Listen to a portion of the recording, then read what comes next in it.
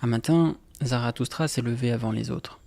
La ville dormait encore, mais son vacarme restait suspendu dans l'air, comme une poussière qui ne retombe jamais. Il a regardé la place du marché une dernière fois. Il a regardé les visages, les gestes, les mots qui s'agitaient, même dans le silence. Et il a compris que ce n'était pas la foule qu'il devait quitter, mais la place qu'il occupait en elle. Alors, il a fait un pas, puis un autre, et à mesure qu'il avançait, le monde derrière lui a simplement diminué. Chaque pas effaçait un écho, chaque pierre faisait tomber une attente. Le bruit devenait en quelque sorte plus qu'un murmure, et le murmure presque rien. Mais là-haut, quand le monde se tait enfin, il y a un autre son qui apparaît, celui du silence. Un silence qui tombe comme une lame invisible qui tranche les derniers résidus de bruit pour ne laisser qu'un battement nu, celui du cœur et du monde emmêlés.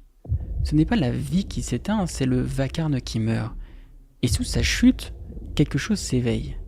Une clarté sauvage, un feu longtemps contenu qui demandait qu'à sortir. Le silence n'effraie pas parce qu'il est vide, mais parce qu'il te renvoie à ta propre force, sans décor, sans témoin.